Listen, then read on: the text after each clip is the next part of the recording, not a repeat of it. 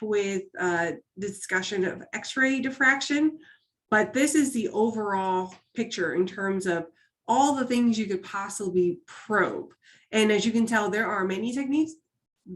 This set of techniques is not even all inclusive, but they are the main techniques that battery characterization studies have employed to really probe at either like the important components like SEI formation or crystal structure, right? We want to understand phase transformation.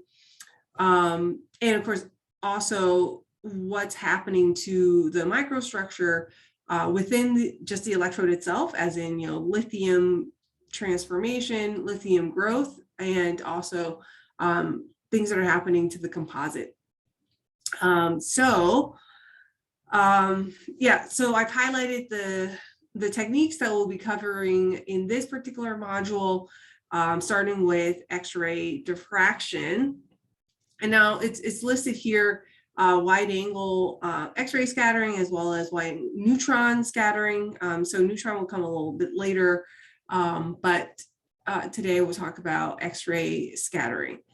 We'll also touch upon X-ray spectroscopy techniques such as X-ray absorption and X-ray photoelectron spectroscopy. Now, that will complement the diffraction and paradistribution function studies that we'll talk about earlier on, and that because we can really tune to the specific binding energy or the absorption energy, we can have an understanding of what's happening in terms of the chemistry within these battery materials. Raman is also listed here as element specific because you can also tune the wavelength so that you can probe certain chemistries that are happening. And now I did offer in the poll to cover transmission electron microscopy and other forms of electron microscopy, but those were not voted on or ranked as heavily. So I won't touch upon these techniques, but you can read all about it in our perspective. So the other thing to consider when we're talking about these various techniques and how you can use them to corroborate each other and also cross-correlate, because no one technique is going to give you all the information, you also have to take in mind the acquisition time. Now, some techniques you can allow for equilibration to happen because you want to capture certain equilibrium dynamics, or at least get close to equilibrium dynamics, as in, you can charge or discharge and then wait for a longer period of time to see what these products will be. So that's one end of the spectrum. You can also try to look at, let's say, fast SEI formation. So you want to acquire data quite rapidly. Now, some techniques are amenable to this and some are not, such as nuclear magnetic resonance. You have to potentially wait for a long time and collect multiple sets of data or data points to then average over. So that's something to take into account. Spectroscopy wise and diffraction, you can try to go to synchrotron light sources to probe faster chemical reactions and combine that. Now, there's also electron microscopy that can also be combined with ultra fast spectroscopy, pump probe type techniques. So there's a lot of advanced characterization techniques now that will allow you to acquire data quickly. The only bottleneck thus far with all of these emerging technologies capabilities is that you have to process the data extremely fast. So the one thing I'll say is, fast throughput is not always correlated to fast and high output. Really understanding the data and really processing the data carefully and well can most often be the bottleneck. Because while you can use machine learning and all of that to really try to process imaging quickly, you still have to, at the end of the day, be the human that goes through each, of the data sets to really try to understand, does this data have physical interpretation, does it make physical sense what the analysis is telling me, right? So there's still quite a bit of a bottleneck, and so there will be a convergence of high throughput experiments to high output with data, with fast data analysis. But I have to caution that one should do it with great care. Okay, so to start off with, I'll talk about all of these topics, starting with theory and then an in-depth case study to really highlight the technique and what kind of information one can get out of this particular study and particular technique to help design new materials or understand known materials, but with shining light on new properties or dynamics under extreme environments. Okay, and with all of these techniques, the takeaway really is you need to design your experiments to answer specific scientific questions and not the other way around, right? Not because a technique is cool or just because you have the capability, you should do it. No, you should only ever carry out an experiment because it could potentially answer a scientific question that you have, right? So that's what we're going to focus on. What are the capabilities? What are the limitations of each technique, starting with theory? So we'll start off with X-ray diffraction theory. And a lot of the theory that I cite or use and reference are mainly from these two books. Now, there aren't always textbooks, but these two, particularly for something as mature as X-ray diffraction, these two books are quite useful for laying out the fundamental theory and also practical guide for carrying out, the experiments.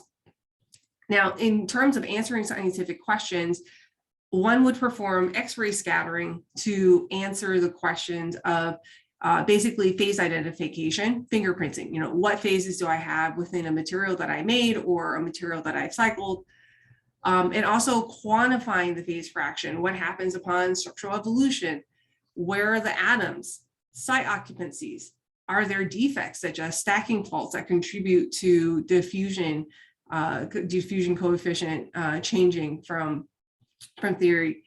Also understanding the crystal structure, so the lattice parameters, and for nanomaterials, the average crystallite sizes as the material undergoes, electrochemical change. Okay. So in terms of the fundamental theory of X-ray diffraction, anyway, we use Bragg's law. Bragg's law tells us that if there is some electron density in a period that's structured in a periodic fashion, as you see here. So the orange circles are the electron, the electron densities around atoms. And if the atoms are located in a periodic fashion, geometrically, we can derive Bragg's law to understand the coherence or the elastic X-ray scattering that will occur upon some incident wavelength in the X-ray regime. Okay, so this you've all seen. This is just a review, but you've all seen this in your in the prerequisite courses. Now, the difference between the incident wave vector and the outgoing or the final, the scattered wave vector is the Q, the momentum transfer. Okay, so in reciprocal space. That is also your 2 theta, and we operate in Q because we want to be independent of the wavelength, right? And this is more pertinent when it comes to the discussion of synchrotron light sources versus lab X-ray light sources. And we can probe, what will be the expected intensity of the diffraction based on Q. Here is here's the Debye sync function, where your intensity, your scattered intensity is going to be dependent on the atomic form factor. So that can be determined empirically, and that's been done by Cromer and Mann. So those are the small f. And it's also dependent on which Q you're at and the distance from that the atoms are from each other. So this is the sync function assigned QR over Q dot R. And so you can model this, you can simulate exactly what are the intensities that you're going to have based on the real material, based on the atomic scattering of the atomic form factor. So basically it's going to be dependent on what elements you put in. So that will change as a function of Q, and that will change as a function of the material, of the element, the Z atomic number. Okay.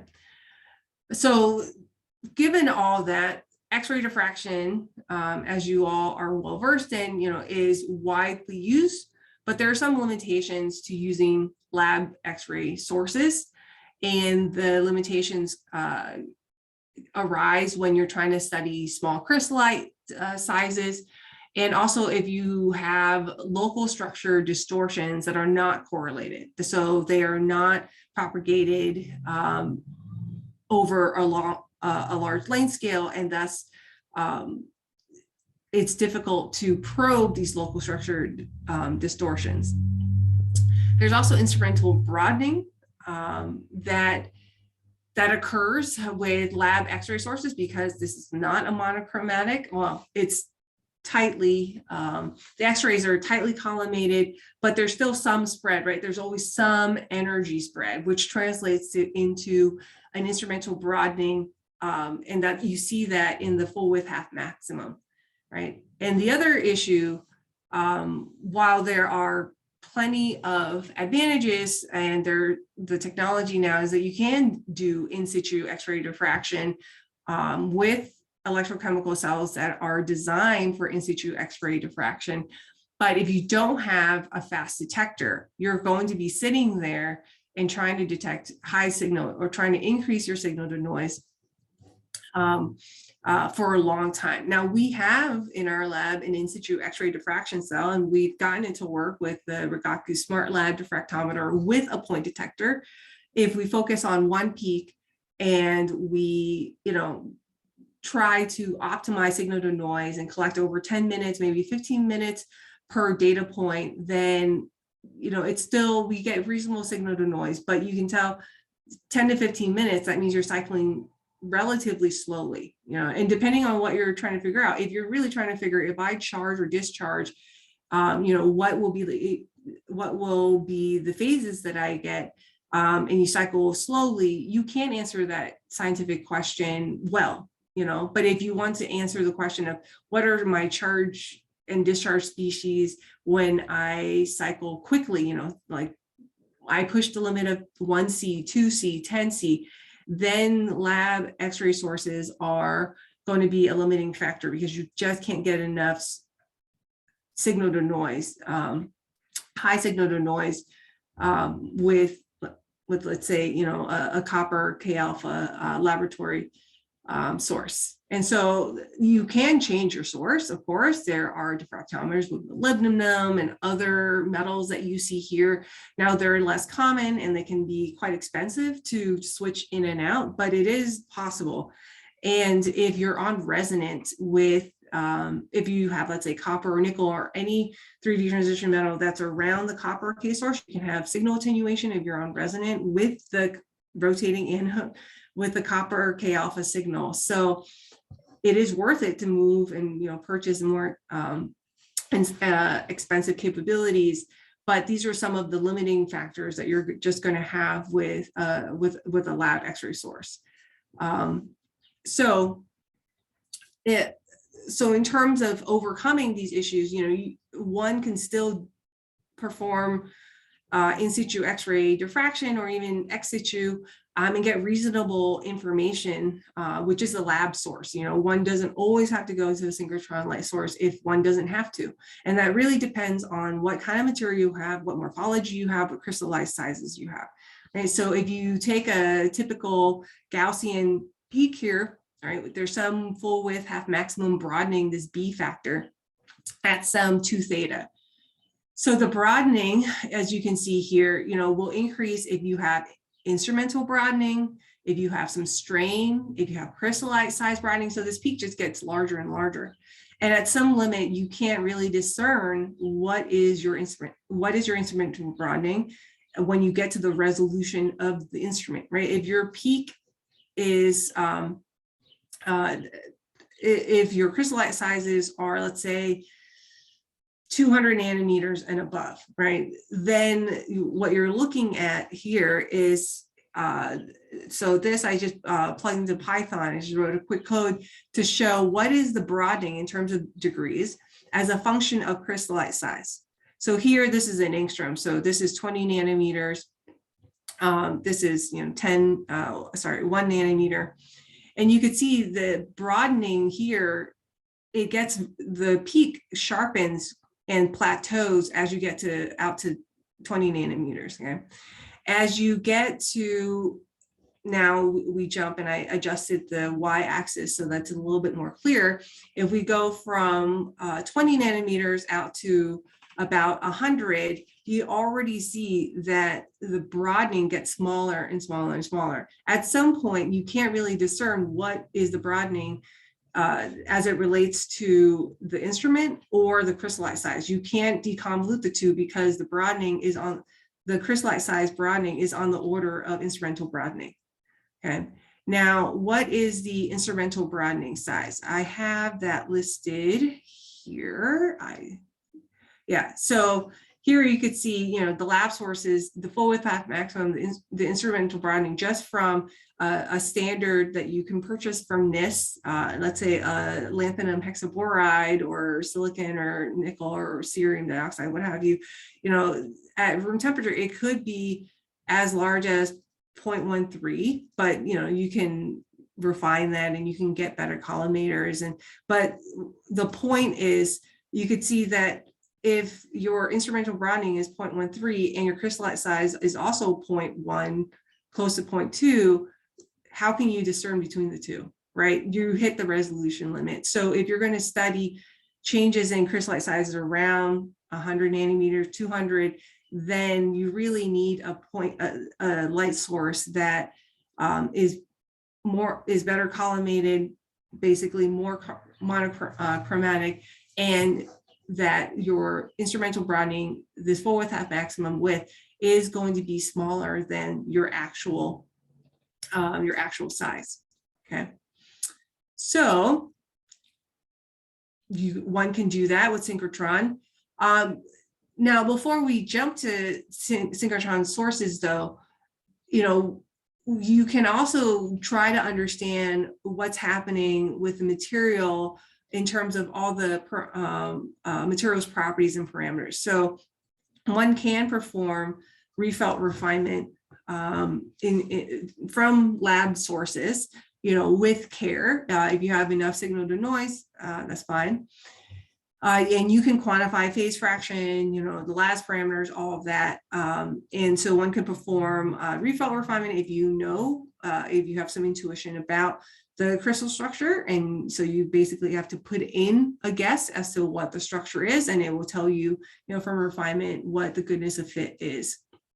But you also have to know what the crystal structure is, what kind of broadening the instrument has, and any other factors that may contribute to the broadening of the peak. And so Rietveld and others like Labai and Pauli have worked on this, and these methods have been around for quite some time now. But it's essentially, you put in a model, it compares the model with your observed signal, and through least squares minimization, it tells you, you know, is your guess a reasonable guess?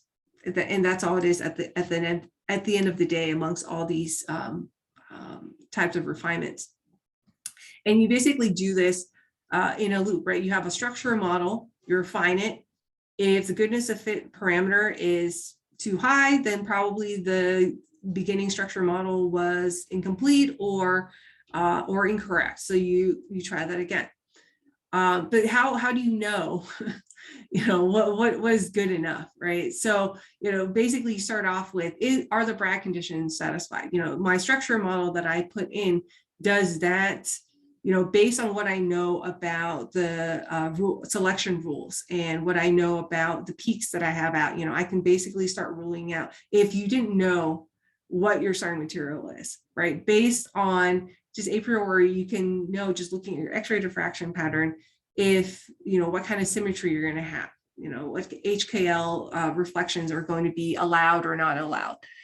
Right. So are the Bragg conditions satisfied to begin with? One, before you start refining all the, more detailed terms like the lattice parameters and all that. But once you have an understanding of what the crystal structure is, then you start refining and looking at deviations from the crystal structure, right? Because of either fast charging or slow charging or what have you, whatever deviations you may have, right? And so that's all it is from the refinement, you try to guess, okay, my observed and the observed signal and the model, what is that difference? It's just a minimization. You want this difference to be as small as possible. That's all it is. Now, all the other terms that you might have to fit are, if there's polarization of the X-ray source, other absorption factors. Now, we won't get into this too much, mainly because the synchrotron, unless you have a very particular case where there's signal attenuation and it's dominant and it affects your signal in some way, then this is less of an issue. And in modern day, we really design X-ray scattering experiments so that this is less of an issue, or we minimize that these other factors. And from there, right, you can determine, well, one, the site occupancies from your structure factor. So from the atomic factor, where are the HKLs that are allowed, and basically where are your atoms going to be? And from there, you can also derive terms and fit terms such as, the atomic displacement parameter that tells you about thermal motions. How much is the atom rattling around the Wyckoff site? And in terms of refinement as well, there's a rabbit hole of which you can go down to try to fit the peak shapes. Now, the rabbit hole is necessary because you want to understand things like strain and how it contributes to the X-ray diffraction signal, or crystallite changes in crystallite sizes. Okay, and so you can fit that with these Cagliotti terms. Actually, there should be two T's, I think, in Cagliotti. So you can fit these terms like U, V, W within any fitting software to try to get the peak shape to fit your observed signal. Okay? And it doesn't have to be just GSAS or Topaz. Any software will allow you to basically just fit the peak shape. Now you can do more complicated things if you think there's preferred orientation, because let's say you have a thin film growth, or you have structures where you see asymmetry or you see differences in peak shape based on HKL Miller indices. Okay, so this gets into more of the weeds, but first and foremost, you fit the peak shape and see if it's just isotropic, what kind of fitting you have. Okay. Now, residuals, when it comes to goodness of fit, when can you start publishing? When is your model good enough? Well, you first you can just straight up look at, the observed signal. So basically your data minus the signal that comes from your model. And if that, that weighted difference, that the least squares fit, is minimal, that's fine. Now you can also what you want to consider is, well, couldn't I just fit more and more parameters until I get a much better fit, even if it's like non-physical? Well, yes. So what you want to do is take a look at the weighted residual. So how many parameters are you putting in, right? If you're putting in too many fitting parameters, then that will affect your RWP. Now, when we do that and we say, okay, how many data points do I have and how many parameters am I trying to fit? What is the expected residual from all of this, from my model?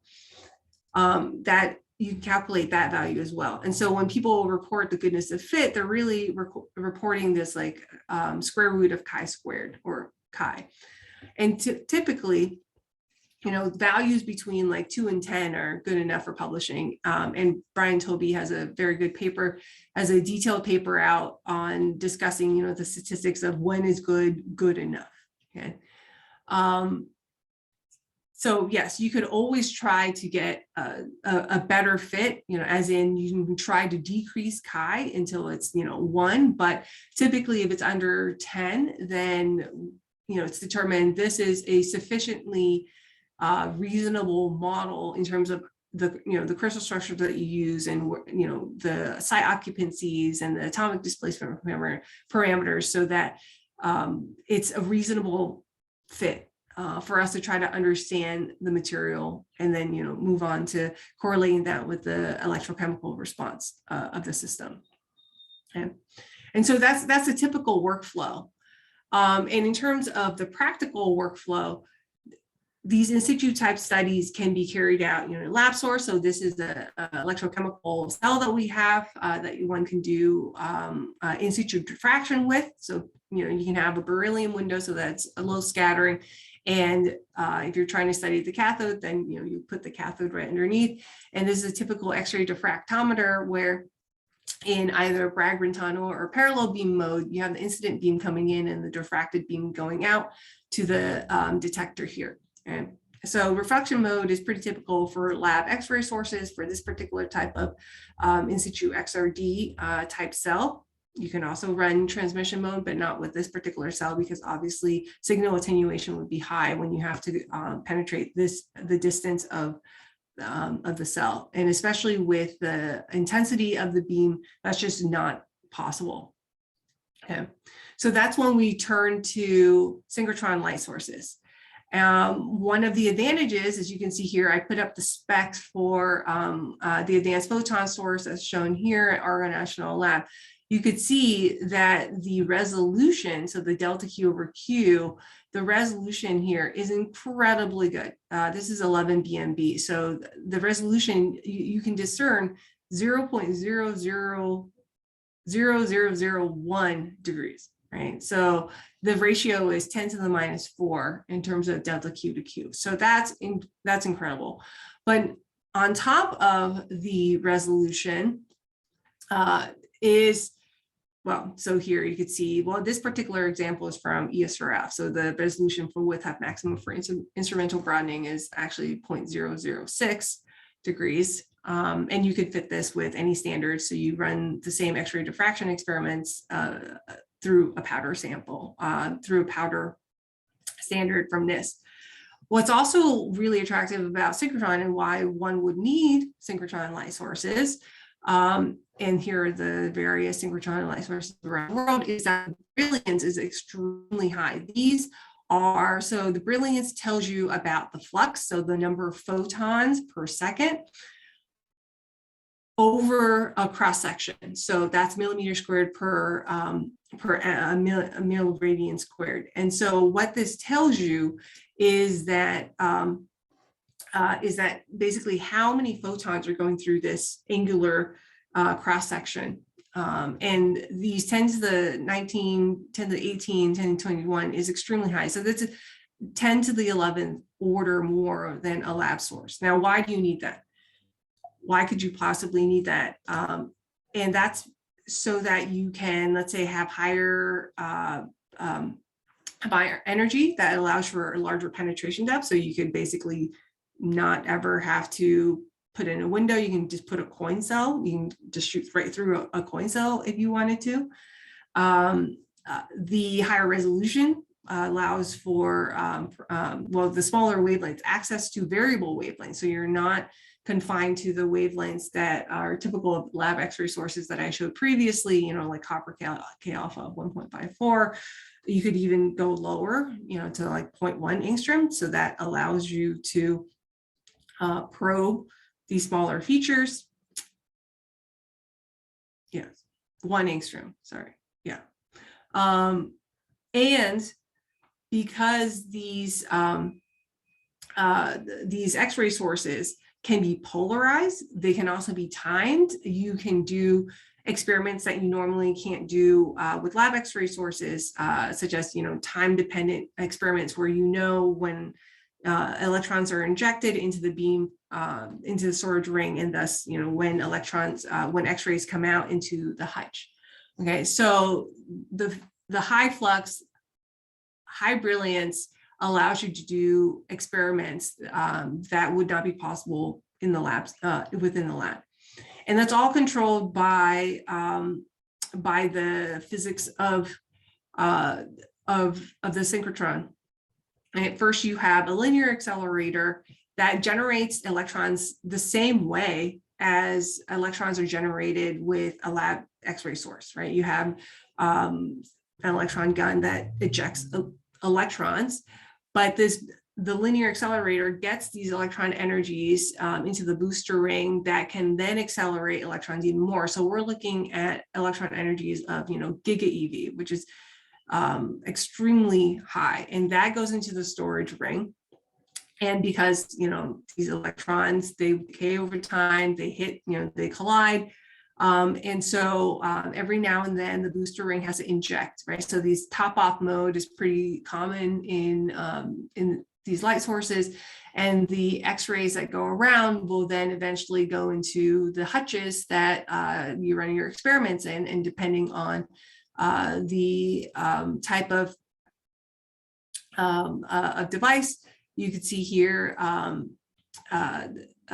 you can have a bending magnet or an insertion device. And so essentially what that does is it allows you to have different spread in X-ray energy. You know, so insertion devices is one of the highest brilliance, and the signal of energy intensity as a function of energy spread is basically as narrow as it gets when it comes to undulators for insertion devices or bending magnet. So it's all controlled by the synchrotron physics.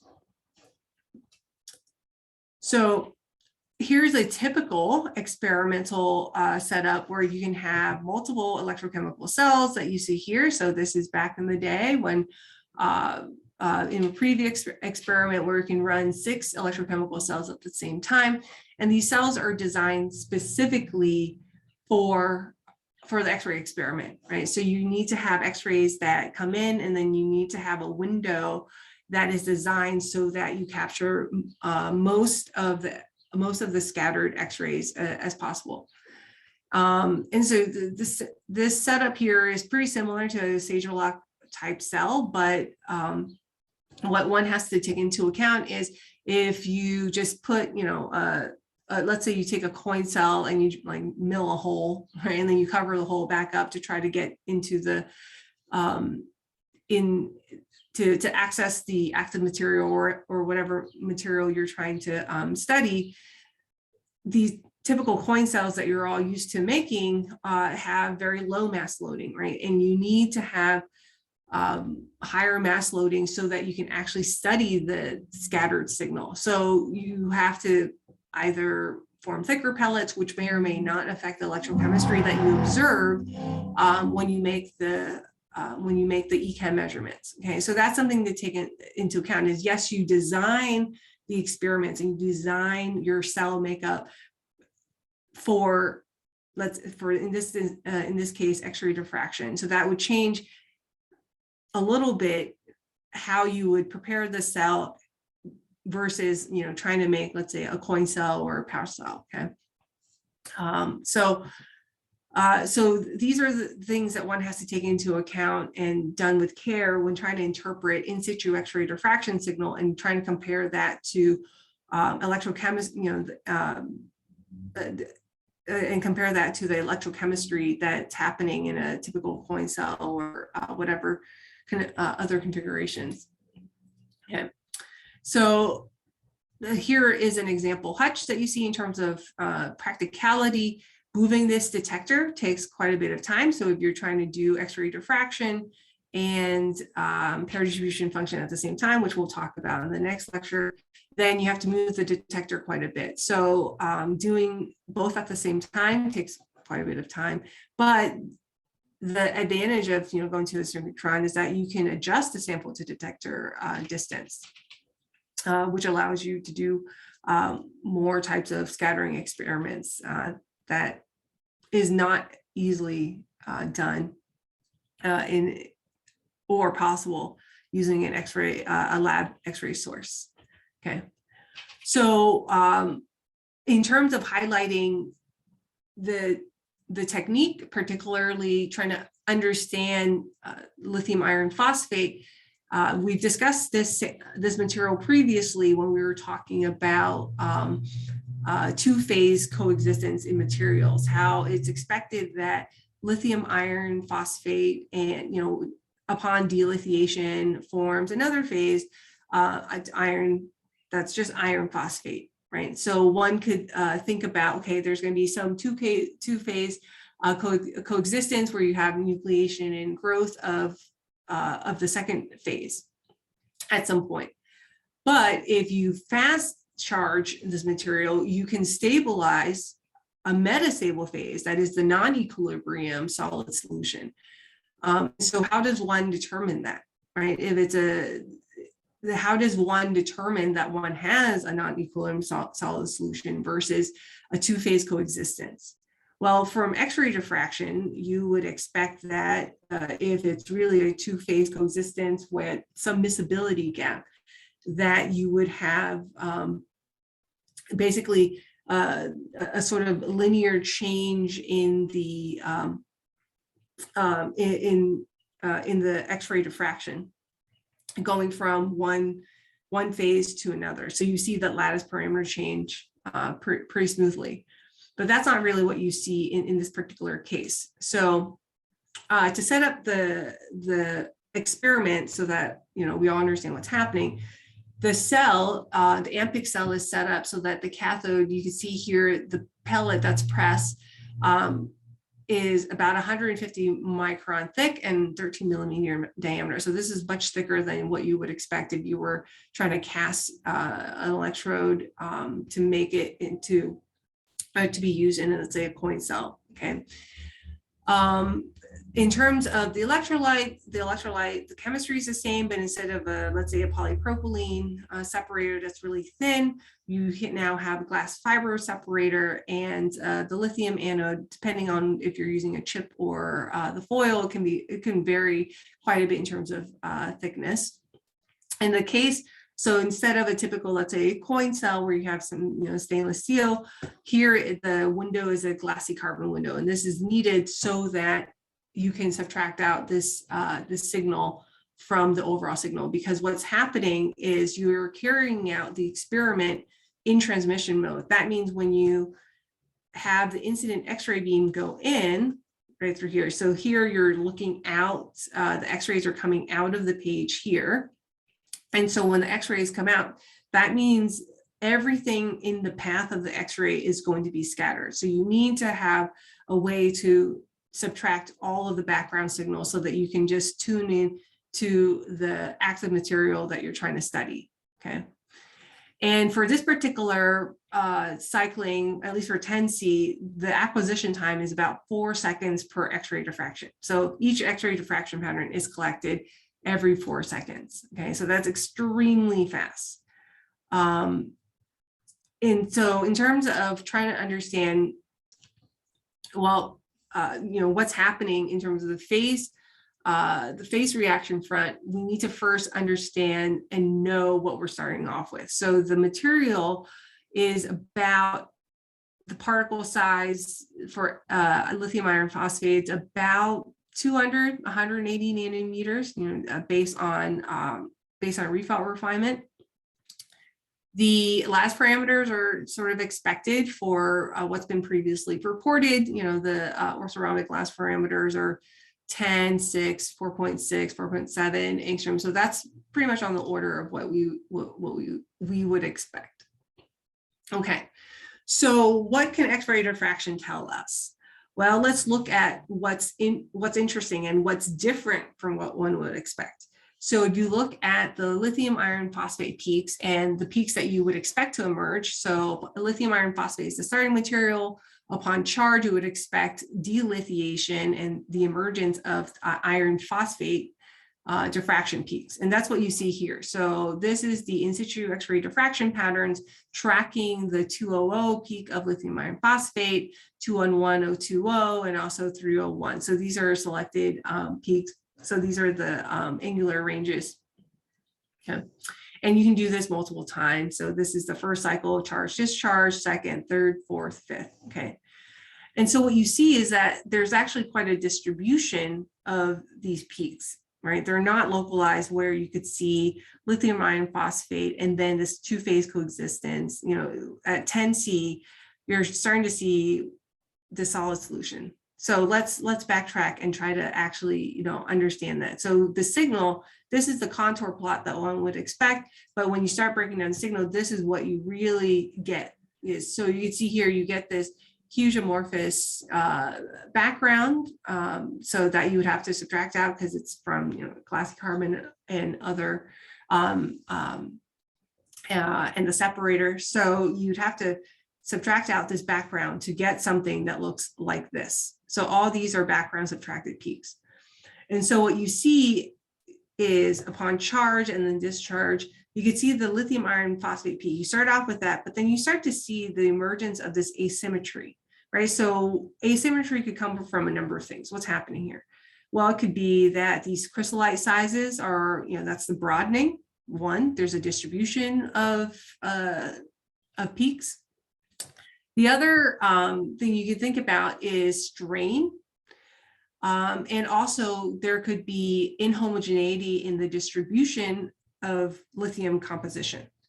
So what does that mean? That means from one particle to another particle, the lithium composition within each particle is inhomogeneous. So that one particle might have a different lithium composition than another. And that is attributed to the fact that you have all these particles that make up your electrode composite, right? And not all of them, especially at fast charging, you know, not all of the particles are reactive at the same instantaneous time, right? So you're going to have a distribution in lithium composition. And so that could also be the reason why you see these asymmetric peaks that form. And so as you charge, you see the formation of iron phosphate peaks here, and you see that these peaks, you know, they're connected through this sort of signal here, so it's not so discretized. And you see that again, you know, upon the second charge as well. You see asymmetry as well. So here for the first charge, and then for the second charge, you see that as well, the asymmetry here. Okay. So how do we start to understand this? Well, one, you can try to fit that and fit the X-ray diffraction with different composition of lithium to try to model the asymmetry. And that's what you see here for the simulation. Sorry, for the fit. You see the asymmetry and also the deviations from from bulk lithium iron phosphate. So you're tracking what's happening at the interface and deviations from the bulk. And you're using a bulk technique, which is X-ray diffraction, right? So you're scattering through the entire sample. You're getting all the diffracted signal from all of the sample interface and the bulk. And you can track and fit all of the last parameters. So what's beautiful about this type of study is you can start to see that upon X in lithium iron phosphate, as you charge, right? As you decrease the X, you can see that the lattice parameters are also changing and they're diffusing. So that's what this contour plot shows, that it's not so localized here around the expected lattice parameters. There's a deviation from bulk values. And so what else can you learn from fitting all the X-ray diffraction patterns? You can learn you can fit the phase population density. So how much of iron phosphate do you have? So that's the structure factor for F1. And F0 would be how much of the phase fraction of lithium iron phosphate do you have? And so you can map that here, and it mimics that of the lattice parameter fitting that you can do from X-ray diffraction. Okay, so that's already exciting, is that you can quantify the phase fraction, but also you can try to understand, well, how is the phase boundary evolving in this part, in all of these particles, right? How can you track that? So at 5C, 10C, 20C, you could see that the X-ray diffraction pattern, you can see that here they're localized at slower. 5C is obviously quite fast, but relative to 10C and 20C, that's slower. So if you charge really fast, you see this diffuse signal. So the spreading of the lattice parameters spreading out.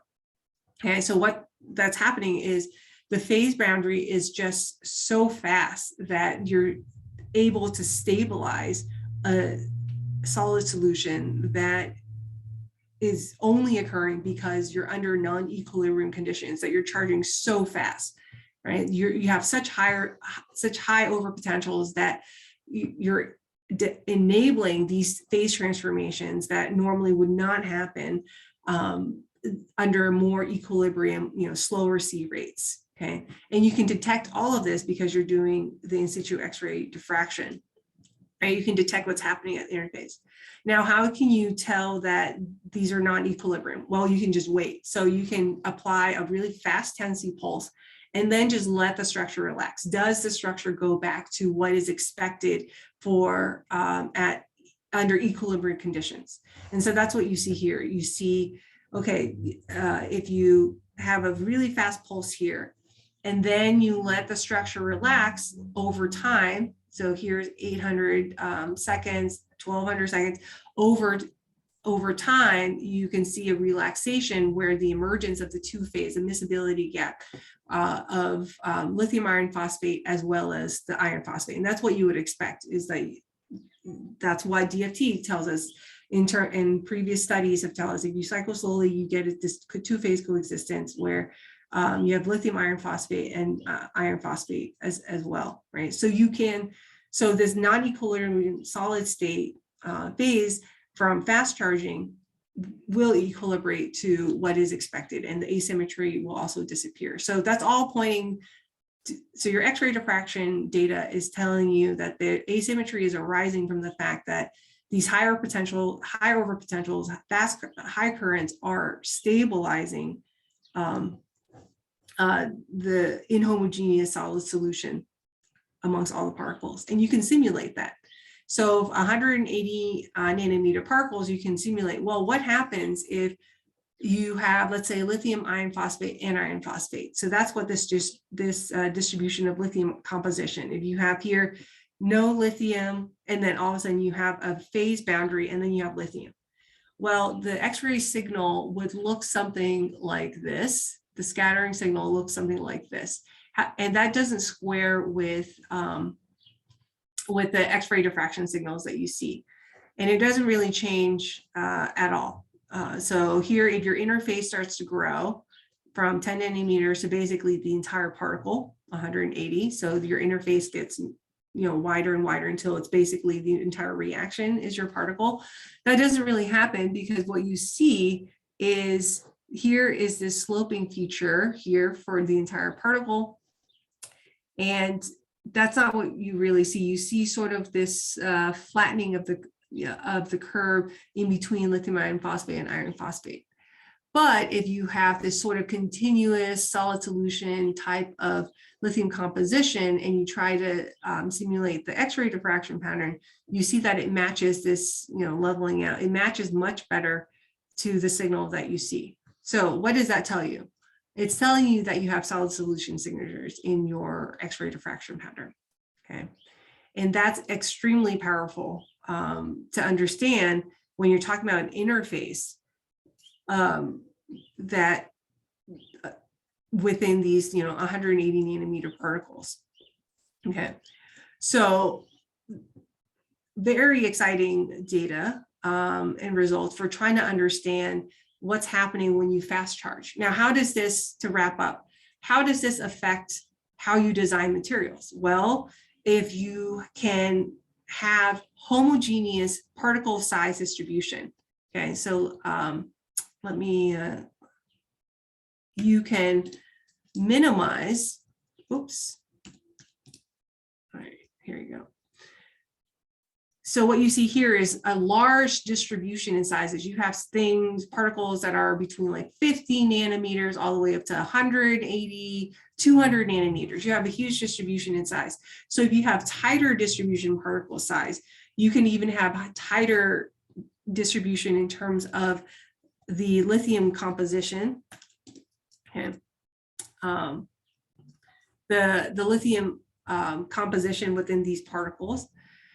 And for compounds that you would, for materials that you expect to have a two-phase coexistence, you can actually stabilize the solid solution phases at fast charging. And so that changes the electrochemistry, that changes the diffusion coefficients that you would expect, because you start off with one material, lithium iron phosphate, you expect two-phase coexistence. And so the diffusivity will change, but if you have a solid solution and you can homogenize that better by having more uniform particle size, then you can have more predictable, homogeneous electrochemical performance in your material. And thus, you can have more predictive behaviors. So that's pretty powerful to understand just from X-ray diffraction alone. So this paper was just mostly X-ray diffraction and fitting all the parameters that you could fit and try to understand, the phase boundary evolution within the solid solutions that form in this material. Okay, so with that, that concludes X-ray diffraction. And so next time we'll talk about total X-ray scattering. And then after that, Raman, and then we'll carry on with characterization. So with that, are there any questions? I have a question about the Rietveld refinement for the lithium iron phosphate, where you're getting the size of 180 nanometers. Yes. This is